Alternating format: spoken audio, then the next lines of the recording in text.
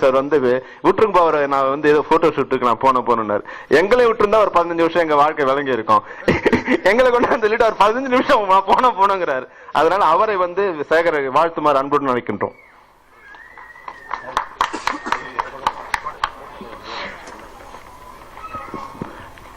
இனிய தமிழ் மக்களே, மேடையில் அமர்ந்திருக்கும் கலைஞர் பெருமக்களே, பத்திரிகை அன்பர்களே, ஊடகங்களே, தொலைக்காட்சி அன்பர்களே, அனைவருக்கும் வணக்கம். சேகர் வாழ்த்துறை வழங்குவார்னு சொல்லிட்டு அவர் பேசி முடிக்கும் போது நெக்ஸ்ட் ஷோவுக்கு கமலா தியேட்டர் சொன்ன விவேக்கு ஈவினிங் ஷோவுக்கு ரெடியாகி பேசிட்டு இருக்காரு. சுருக்கமா ரொம்ப அழகா விவேக் பேசலாம். ஒரு நல்ல மனிதன் சேகர் வந்து ஒரு அற்புதமான மனிதன், குடும்பஸ்தான். நான் குடும்பம், அதாவது ஒரு பண்பையும் பழக்க வழக்கத்தையும் கற்றுக்கணும். சேகர்த்து கற்றுக்கணும். பேச்சு கொஞ்சம் அதிகமாக பேசுவாரே தவிர ஒரு நாட்டு பஞ்சாயத்து ஒரு பண்ணையார்னா சிட்டி பண்ணையார்னு தான் சொல்லுவோம். அவ்வளோ அற்புதமான ஒரு நல்ல மனிதன். அவன் கலைஞனாக்கு கன்வெர்ட் பண்ணி பாக்கியராஜ் கொண்டாந்தது உண்மையிலே திரையுலகத்துக்கு ஒரு பெரிய நன்மை. ஏன்னா குடும்ப படங்கள்னா பாலச்சந்திரன் கூட படம் எடுப்பார். அதுக்கப்புறம் மிக எளிமையாக பெண்கள் தைரியமா உட்கார்ந்து படம் பார்க்கணும்னா வீசேற்படும். இன்னைக்கு குழந்தை அவன் போதனை சொல்லுவான்.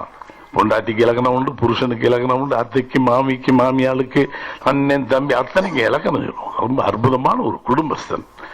அவர் வீட்டில் எனக்கு என்னன்னா இப்போ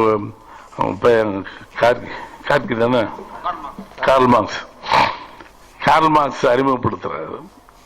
நான் தான் யோசித்தேன், நானும் வாசமும் பேசியிருந்தேன். சினிமாவில் நம்ம வந்து இந்த வாரிசுகளை எல்லாம் நம்ம குடும்பம் நம்ம விதைச்ச விதைய சரியா, ஆனால் இது விதைச்சு சரியா விதைச்சிருப்பேன்னு நான் நினைக்கிறேன். ஏன்னா விதைக்கும் போது நம்ம அதிகமாக நம்ம இதுன்னு சொல்லி பிள்ளைன்னு சொல்லி கொஞ்சம் உரத்தை அதிகமாக போட்டுருவோம். இந்த உரத்தை அதிகமாக போட்டு அதை கொஞ்சம் போனேன். அது வேற யாரும் நடு இதில் வைக்கும்போது முளைச்சிடும். அப்படிதான் இப்ப அப்படி அதெல்லாம் தெரிஞ்சுக்கிட்டு எங்க கதையெல்லாம் தெரிஞ்ச பின்னாடி நீ விதைச்சிருக்க, ஆகையினால் சரியாகத்தான் விதைத்திருப்பா என்று கருதுகிறேன். ஏன்னா இல்லைன்னா வேற ஏதாவது ஜோடனை பண்ணி நான் ரஷ்யா போறேன், கிரீஸ் போறேன், நெதர்லாந்து போறேன்னு படம் எடுக்கல பத்தியா, ஏதோ அப்படிதான் அதப்பவாயிருது. அதாவது இது வந்து சில நேரங்களில் இந்த மண்ணில் விதைத்த விதையாகத்தான் இதை கருதுகிறேன். அதுல நீ தேனியல் எடுத்திருக்கேங்கிற எனக்கு ரொம்ப சந்தோஷம். அங்கே விதைத்த பாக்யராஜன் அங்கே நிறைய விதைகளை அங்கதான் விதைச்சேன். ரேவதியா இருக்கட்டும் எல்லாரும். ஆகினால் அந்த மண்ணில் விதைத்த விதை வீண் போகாது, உன் பிள்ளை வீண் போக மாட்டான். அப்படின்ற பெரிய சிறப்பு என்னன்னா, ஒரு பையனை பார்த்தா பிடிக்கணும், சிரிச்சாலே அழகா இருக்கு, பிடிக்குது. அது போதும். நடிப்பாப்புறம் ஒரு பையனை முதல்ல பிடிக்கணும், ஒரு பெண்ணை பிடிக்கணும். அதே மாதிரி ஹீரோயின் கூட ரொம்ப லட்சணமா தான். அற்புதம். இசை, இந்த மூணு மெயின் முக்கியம். இசை நன்றாக இருக்கணும், ஒரு கதாநாயகன் நாயகன் பார்க்கறதுக்கு லட்சணமா இருக்கணும். பாக்கி கருத்துக்களை நீ சொல்லியிருப்ப.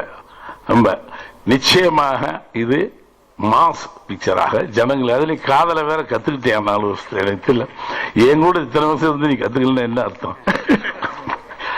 எல்லாம் தெரியும், அடக்கமா இருக்கும். நான் கொஞ்சம் மைக் வச்சு சொல்லி தொலைச்சிருவோம் காதலை. அவர் சொல்ல மாட்டாரு, வேணாம் வீட்டுக்காரம்மா உட்கார்ந்துருக்கேன். அவருக்கு ஒரு சில லைசன்ஸ் உண்டு, பெரிய மனுஷன்ட்டு. அதனால யாரும் என்ன அப்படி தட்டிக்குவாரு. அதனால காதல் கைவசம் வந்திருக்கேன். பாட்டேன் பாட்டையெல்லாம் கொஞ்சம் இருக்கு, பையன்னு பார்க்காமலே கொஞ்சம் உருட்டி பாட்டி இருக்கேன். அதனால படம் நிச்சயமாக மிகுந்த வெற்றி அடையும். எல்லாரும் மனப்பூர்வமாக எல்லா இயக்குனரும் அவனுக்கு காம்படிஷன் இருக்கு. But we love you all people. Vivek சொன்ன மாதிரி உன்னை நேசிக்காதவன் கிடையாது. அதனால் நேசிக்கிறோம். நீ மிகச்சிறப்பா இருப்ப, ஒரு அற்புதமான இதயம். வீசேகர்லேருந்து நான் கொஞ்சம் வெளியே அவன் வேலை இருக்கான்னு போயிட்டே இருந்திருப்பேன். வீசேகர் சொல்லி செல்வமணி சொல்லி நான் தட்டியதே கிடையாது. அவர்கள் இருவரும் எனக்கு 2 கண்ணு மாதிரி வாழ்க.